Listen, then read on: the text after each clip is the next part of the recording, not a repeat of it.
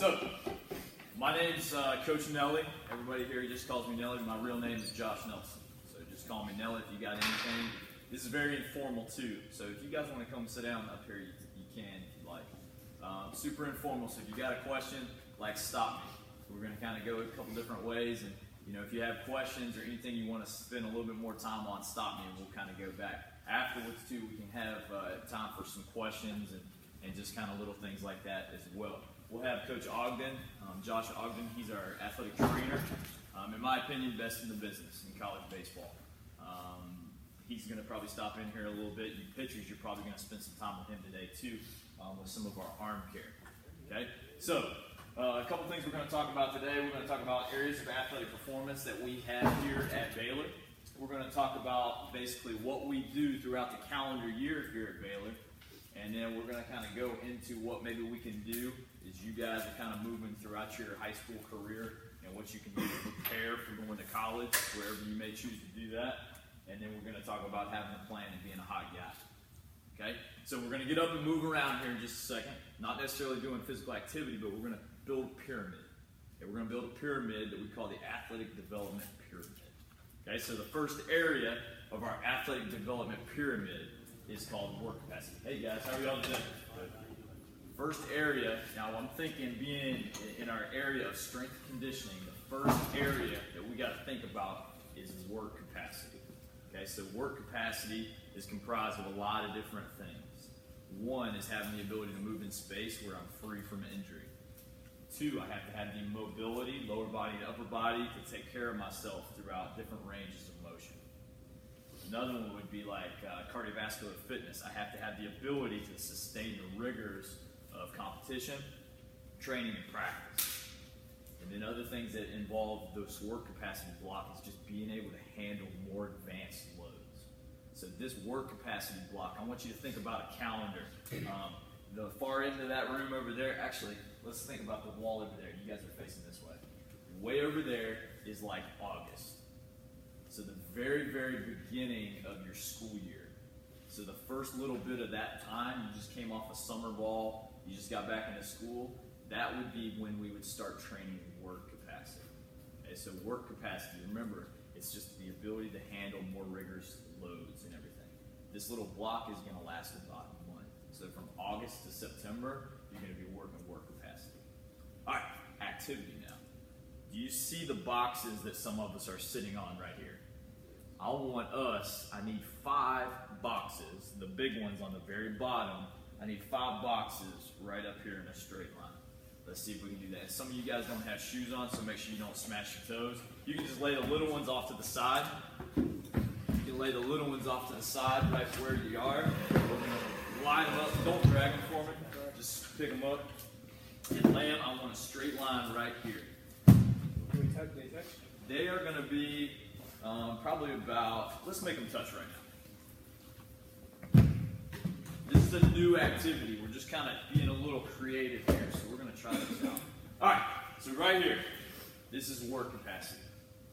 This is work capacity when we're training. So August to September here at Baylor, we call work capacity. This area here is we run a lot.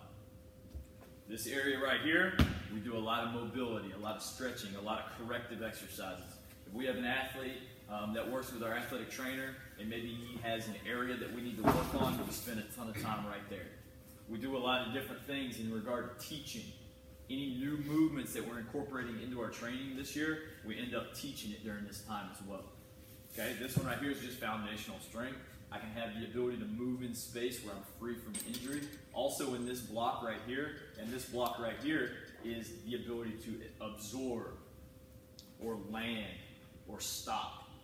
A lot of times in this block, if you don't work on stopping or landing, later on, when you have more advanced loads, or heavier loads, you're not going to have the ability to stop that load and then the injury can pop up. So in this block, we work on a lot of eccentrics, which is a slow lowering part of the lift, or just stopping, sprinting and stopping, jumping and landing. So I'm controlling my body in space. Quiz. What is this first block called? Foundation. It is definitely the foundation, but what else is it called? Who said that? What is it called? Be loud. You got it right. Work capacity. Absolutely. Work capacity. All right, next project. We are going to stack 4 boxes. Now, this is where we need to be creative because these little things right here. We're going to stack 4 boxes on top of this and create our next level. Can we do that? Can we do that? Everybody get up, be moving around, help out. We may have to spread these out a little bit. We're going to take that next 6-inch box and we'll use that for this level. Bring those things over here. Bring those things over here. See if it fits right here. It may. We have to bring this out a little bit. Let's get creative. We can spread it out. I want them things flat. Yeah, spread these things out. Everybody needs to get over here. Get your butt over here and help out. We need to spread it out so it fits in just like a puzzle. Spread that joker out. Keep spreading. Make that thing flat. Yeah. Get that thing in there. How's that not working? Spread out just a little bit. Holy smokes, boys. We got to work on our building. This is masonry school here. Pull that a little bit. See if that works in there. Get in there. Cool. All right. Scoot this over here. Scoot this right over here a little bit. Pull the whole thing. Got it? Yeah. All right. What was the first level? Work capacity. What could be the second level right here now? Strength. You're exactly right. Have you been here before? No, you're a very smart man. The next one is strength. Okay, so we got our foundation. Without that foundation, we have learned that we haven't learned our new exercises. We haven't had the ability to stop. So now as I move into this strength phase, if I don't have that great foundation, I'm not going to have the ability to stop, control weight, do a lot of different things. Now this next block right through here, if you're thinking about our calendar, if that's way over there, that wall's August, and right there is the start of the season, we're now between September and October. Okay, so right through here in this calendar year is September and October. When we train here, we're doing a lot of different things. We're still running, we're still spending a little bit of time doing things we did on this bottom layer, but in this block right here, we're lifting really heavy things. And I don't really care too much about how fast it's going or really even how pretty it looks as long as it's safe. I just want to get super strong. Now there's a couple different areas of strength here too. One is eccentric strength. We talked about the word eccentric a minute ago. You guys remember what that is? Controlled stopping could be a way to describe it. It's the lowering or lengthening of a muscle group. So as I lower, for example, a squat, an eccentric would be right here. Okay? On the way down, if I was to stop at the bottom, that would be an isometric. I'm holding in place where a muscle is just stopped. It's not contracting and it's not lengthening. On the way up, as I raise, that would be the concentric. So every muscle or every movement that we do has 3 different areas: an eccentric, an isometric, or even changeover, and then a concentric or the raising. We're going to train all these different areas when we're in this strength block. Okay? So things that we're doing in this area right through here: heavy squats, some heavy presses, super, super high volume back work. Okay, so we do press here. We do press overhead, and we press in the press plane going forward here. But for every 1 rep that we have as a press, we're going to do double the amount of pulls in whatever it may be. In this strength block too, we're going to separate our pulls into overhead, so a vertical pull. So think about chin up, a lat pull down, something like that, and rows where I'm pulling in this horizontal plane. So we have tons of back work. We do back work nearly every single day. Now back work really depends on the position. So pitchers may do a little bit more rows. Position guys may do a little bit more overhead work when we're pulling.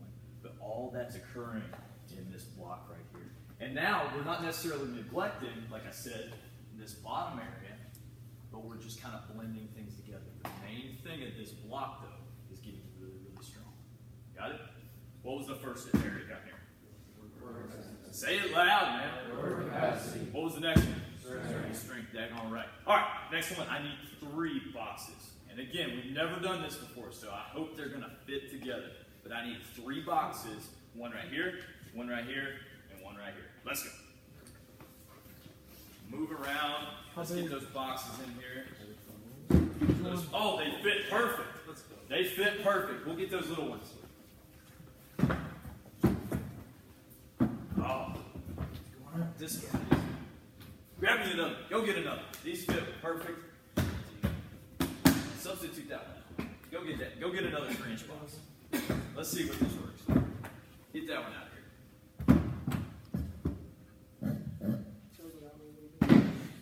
This way. There it goes. Just like a puzzle. All right, first level. What's it called? Work capacity. Work capacity. Say it like you mean it. Next one. What's it called? Strength. Strength. We have a couple different parts of strength. We have absorbing strength. We have maximum effort strength, where I'm thinking about doing like one single rep as much as I can without regard for speed. And then I have multiple repetition strength. So I have the ability to have strength over time. We're going to train all those in that area through there.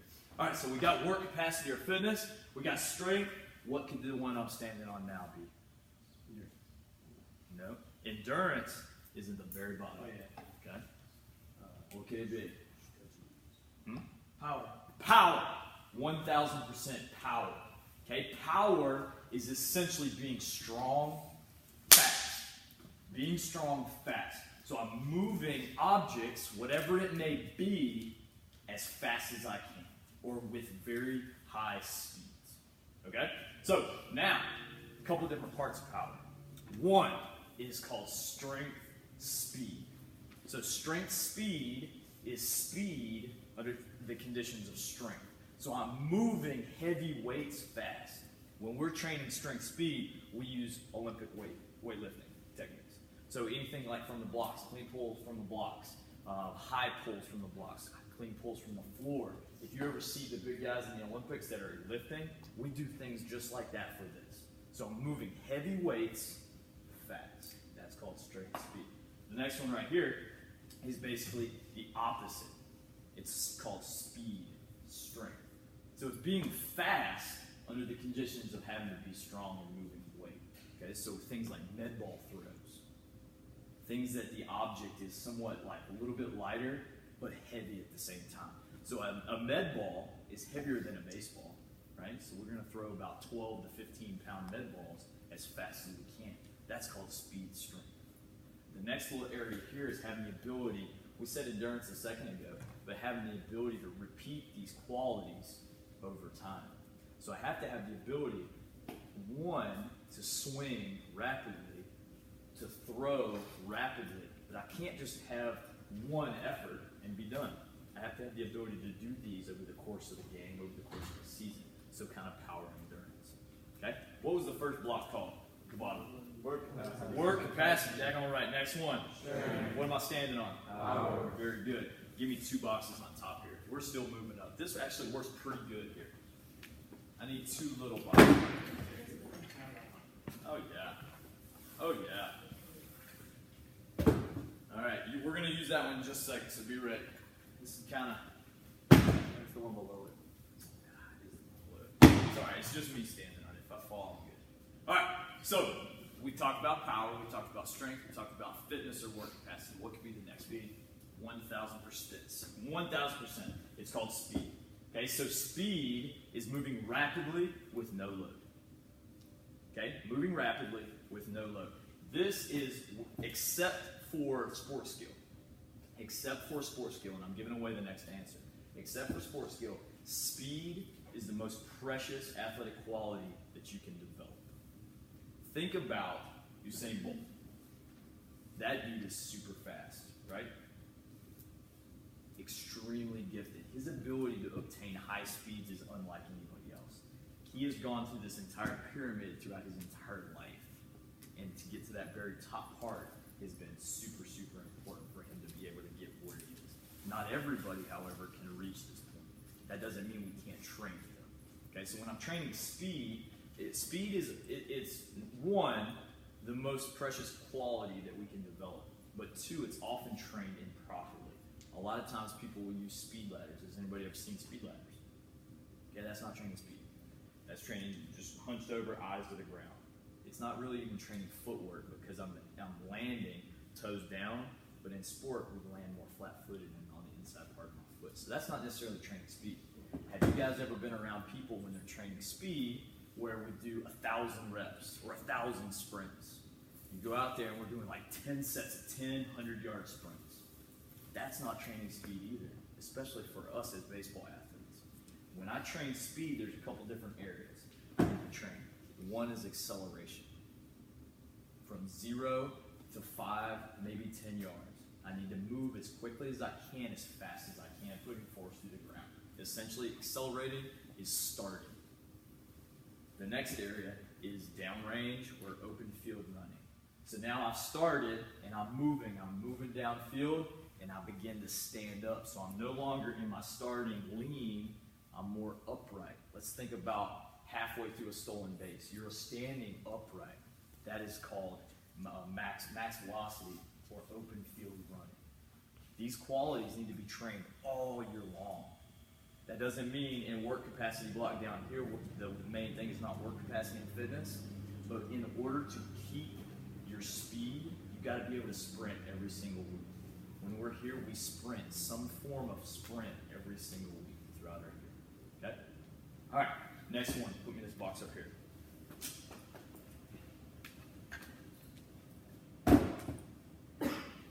All right, this is going to be a little scary. What am I standing on now? Sport skill. Okay, this is what's developed out on the field. This is typically not developed in the weight room. We want to think about developing fitness, strength, power, speed in the weight room, and then those qualities will develop into this final block here. This is what your sport coaches should be focusing on. Okay?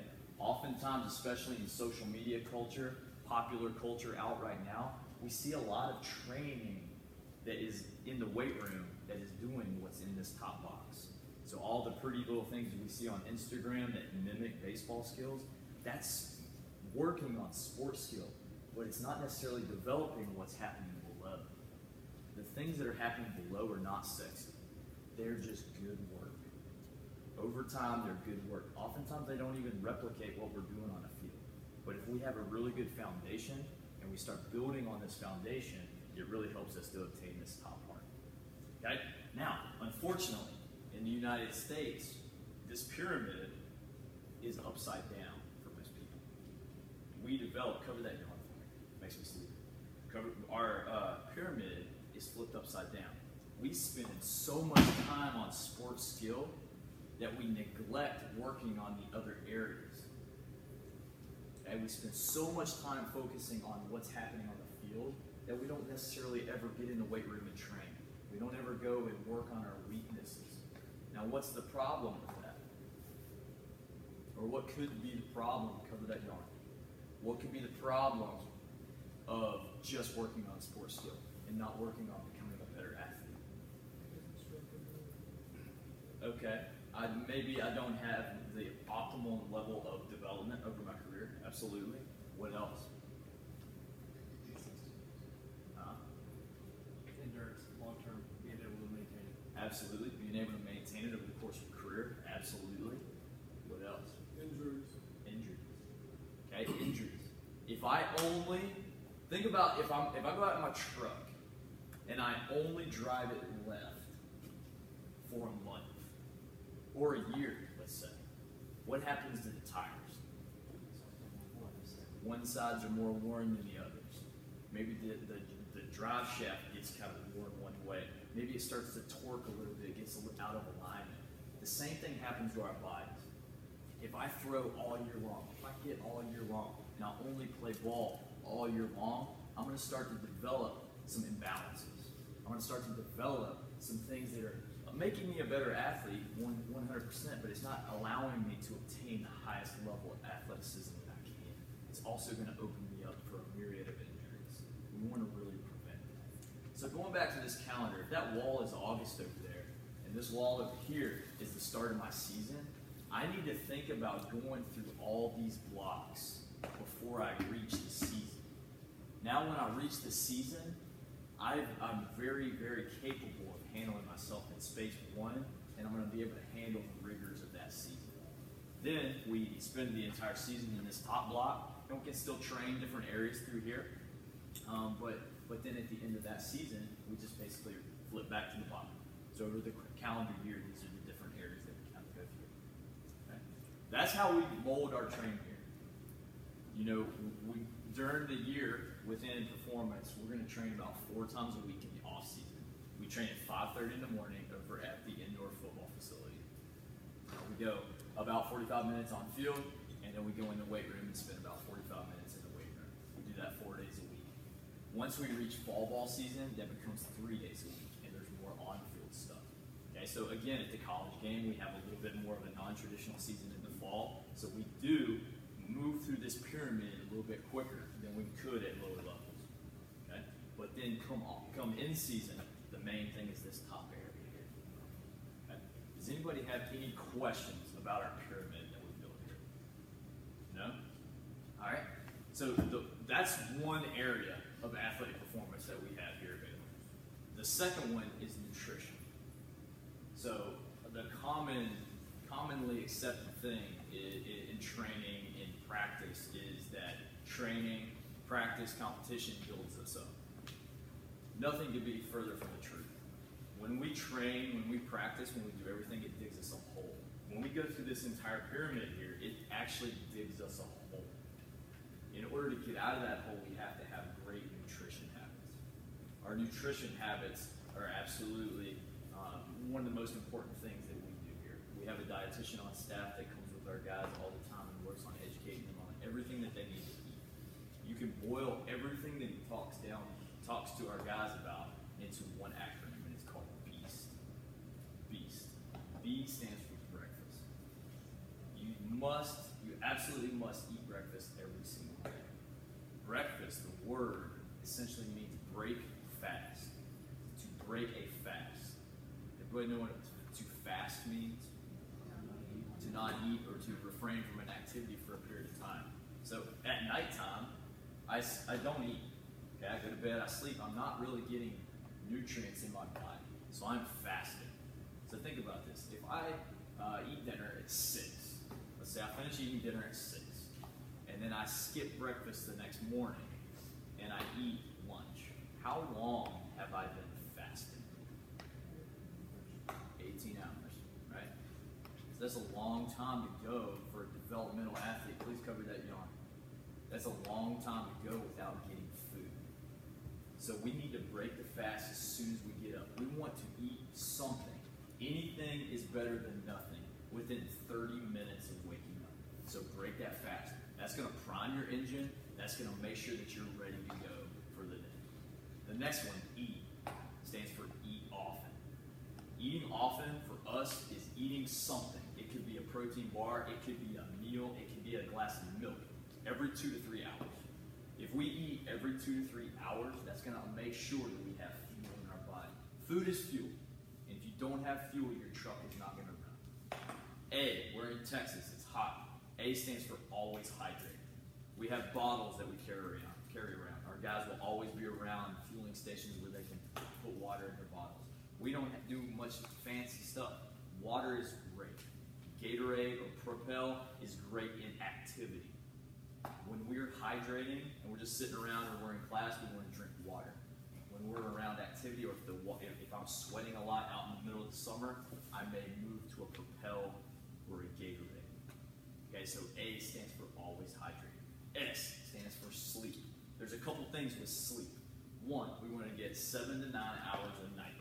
And 2, we want to be consistent in the time that we go to bed and the time that we wake up.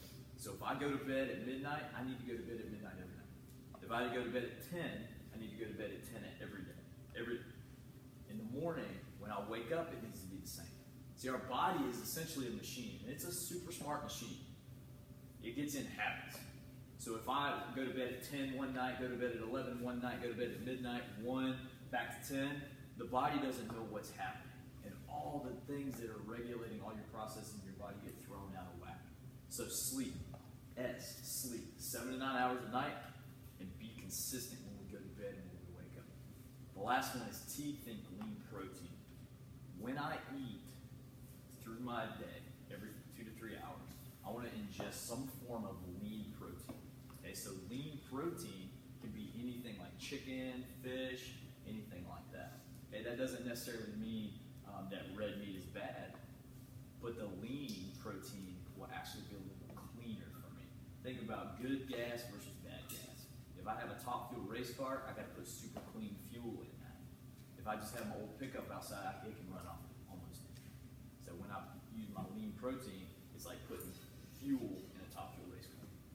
Now, how do I know if I'm thinking meat, what's the leanest? Has anybody ever heard of the law of the legs? Talk to me about that. The least or the less legs it has, the more it is. Absolutely.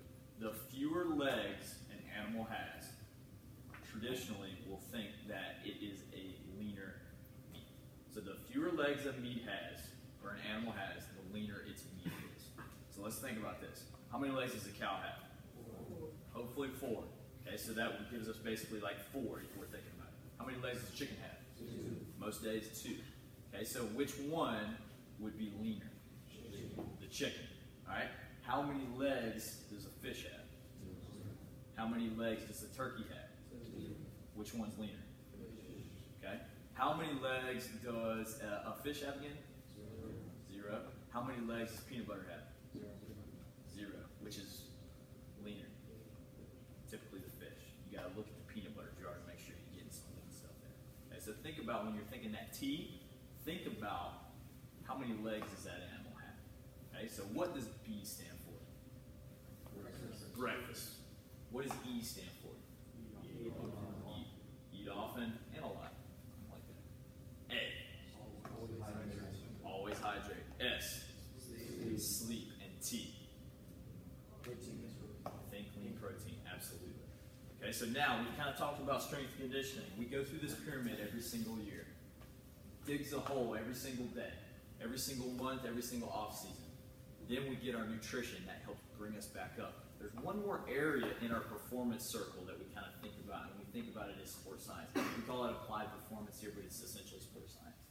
Sports science is essentially looking through technology, through coaches' eyes, at what we're doing over time and assessing what you're doing to make sure we're giving you what's right.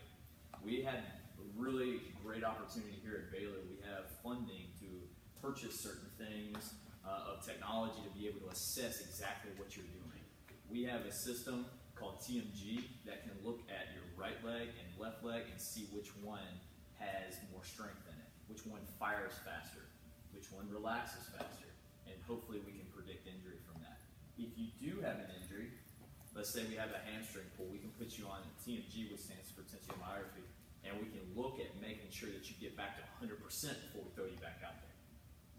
We have a unit, our catcher wore yesterday, it's a GPS tracker. So it tracks you on the field and your movement on the field. So we can look at how much a day in regard to total load on your body takes from you. Okay?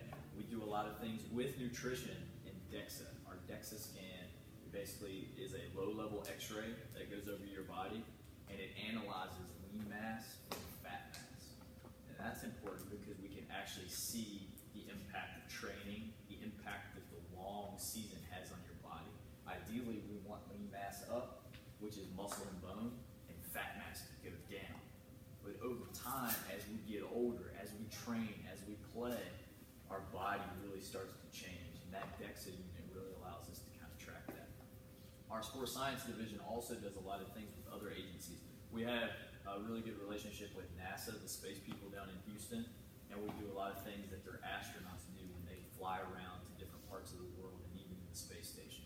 For example, when we were in the Big 12 tournament this year, we had some 9 a.m. games. 9 a.m. games are super early for us because we're eating breakfast super early in the morning. So what we did is we threw out little blue lights. Blue lights are super ultraviolet light that makes you wake up. We got those from NASA, and we bring them right with our guys. 2 weeks ago when our football team played Oklahoma State here, they used the blue lights. They had an 11 a.m. game, 11 a.m. kickoff. Thanks for covering that yawn. And they throw those blue lights out, and everybody starts to wake up. So our 3 different areas of our performance pyramid, if you will, is strength and conditioning. We talked about that right here with our pyramid. Nutrition. We dig a hole every time we train. We dig a hole every time we go out and compete. We have to have great nutrition habits by following Beast to get us back up. And the final area, it's essentially a checks and balances system, is our sports science division. And we do a lot of neat things with all those different areas. Okay? So, we got a couple more minutes here. When we train throughout the year, I talked about our off season. We go about 4 days a week, 5:30 in the morning to 7. We go eat breakfast, and then we practice in the afternoon. Come in the season, our position guys are going to train 2 days a week. We train Monday and Thursday afternoon pre-practice, and our pitchers, relief pitchers, train Monday and Thursday pre-practice. Starting pitchers. If you're a starting pitcher in college baseball, that is the closest you can find to being in the big leagues, because you're going to be on a 7-day rotation. For example, you may be the Friday night starter. So if I'm a Friday night starter, I know when I'm going to pitch. I can establish a routine. And because of that, we know exactly when he's going to pitch and when he's not going to pitch. Our starters lift 3 times a week in season. Now, here's your question. Now that we know everything about strength conditioning by building this pyramid, in season with our pitchers and position players, where do you think we spend the majority of our time in the weight room? That's a key word, in the weight room on this pyramid. Where would you think? You guys? Think so? Work capacity is pretty much done on the field because they run with coach. They pitch, so that's taking a lot out of it. I heard strength, and I think I heard power. When we're in season with all of our athletes, we spend the majority of our time in strength and power. There's not a lot of volume because there's a ton of volume on the field. We just lift heavy things and we lift it fast and we get the heck out. That helps you maintain everything that you're doing. Okay? Does anybody have any questions about? Yes, sir. So you said when you're doing ladders, it doesn't really make you faster? Correct. So what would make you faster? Like Sprinting. Sprinting, just running? Sprinting. Sled pulls would, as long as the load is appropriate. So in regard to what we talked about with speed, tell me what you need to train speed. And work yourself up this ladder a little bit. You need to be Fast, talk to me about weight. heavy weight. No, low weight. Low weight, exactly. Sir? Yeah. Appropriate weight. Appropriate weight is exactly right. So if it becomes too heavy, I'm not training speed, I'm training power. Okay? So to train speed, if I wanted to use a speed sled, it's got to be about 10% of my body weight. So I'm horrible at math, but if I weigh 100 pounds, the weight needs to be about 10 pounds on that sled. That seems super light, I know, but training speed is all about moving fast without load. If you want to train power, throw some more weight on the sled. I'll choose Coach Rubin sneaking out there. Any other questions? That's a great question. Speed is really difficult to obtain. It really is. And the ladders, the reason we have such a problem with the ladders is because it's basically teaching us to run with our eyes down and our hips back. To reach top end speed, it's everything but. When I run fast and I'm sprinting, I am not sitting down like I'm in a couch. I am not looking down. When I am at max speed, my eyes are to the horizon and my hips are all the way through and I'm putting force in the ground. And I'm essentially cycling, just like that. So if you're training speed, I would say sprint often. Now a caveat with sprinting, and we kind of went down this road a little bit. In regard to rest time, and I mentioned a minute ago, if you have a ton of volume with sprint work, it's not training sprint because you get tired, and then you're not really training at maximum levels anymore. So a general rule that we follow, for every 10 yards you sprint, if you were working in this level here, you need 1 minute break. So for example, if T-Tom and I were outside and we were sprinting, and we were working on acceleration and we were running some 10-yard sprints, we would sprint 10 yards and walk back. And then we'll keep going again. Sprint 10 yards, walk back a minute. Take your time. Question, if I go 20 yards, how long do I wait? 2 minutes. That's going to make sure all the energy in my body is up and I'm really sprinting at 100%. The worst thing that we can do when training speed, and I'm talking running speed here, is train at sub-maximal effort. So if I'm sprinting and I only have 80% effort, all I'm doing is learning how to run at 80%. If you want to train, if you want to be fast and run at 100%, you have to run at 100%. In order to do that, you have to have appropriate rest time in between. Any other questions about anything? About anything? Sir? How important is rest period when you're actually lifting weights? It depends on where you are in this pyramid. So in the very bottom, fitness, okay, you don't need a lot of rest. You can use circuits. You could superset things. You could do a lot of different things because you're just developing general fitness. Strength, remember, it's super heavy. So if I'm going to be able to train and move a lot of weight over time, especially with multiple sets, I need a little bit more time. Power, this block right here is going to be very similar to strength. So basically in this strength thing, I'm thinking 2 to 5 minutes in between each set. In between this one, 2 to 5 minutes each set. And we already talked about speed. If I'm training pure speed, it's about 1 minute every 10 minutes. But great question. Recovery time is really important because recovery time and load dictates which one you're in, which category you're in. Question? So the last thing I'm going to say is at the very bottom. We have to have a plan. We talk about with these guys right now, we're getting ready to go into exam time. We got about 4 weeks left. We're taking some final exams here at Baylor. We're in week 13. Come week 16, 17, these guys are going to be taking final exams. As I get ready to plan to study, if I don't have a plan, I'm going to fail. Okay? I can't just come in one day on study day and open my books and think I'm going to really have a great day of studying. I got to prepare. Have to have a plan in order to get some things done. The same thing holds true with going through this pyramid. Christmas time would encourage you to make sure that you get out and run. Make sure you get out and throw. Have a plan for those things. The quickest way to get injured in our sport here is to get away from what we're doing. If I stop throwing altogether and then I come out and I try to hit attack practice day 1, my arm is going to be sore. If I get away from running, especially sprinting, and I go out to practice and I do max effort, I'm going to be sore, I'm going to become injured. So find a way, even in the holiday times, to have a plan to be active in those different areas. Okay? The last thing here is be a hot guy. We say be a hot guy every single day. When you hit that field, when you hit the weight room and whatever you do, be a hot guy in everything you do. Make people see you. Separate yourself in what you do. Be a hot guy and just burn hot every single second. Okay? Be a hot guy and separate yourself. Any questions? Any questions from parents or anything on the backside? All good? Do you think we can put these boxes back where we found them real quick? Okay? All right. Thank you guys for coming in here today. I really appreciate it. I love talking to you guys. I think we definitely have a good thing going here. Coach Rod and these guys are incredible. So thank y'all for being here.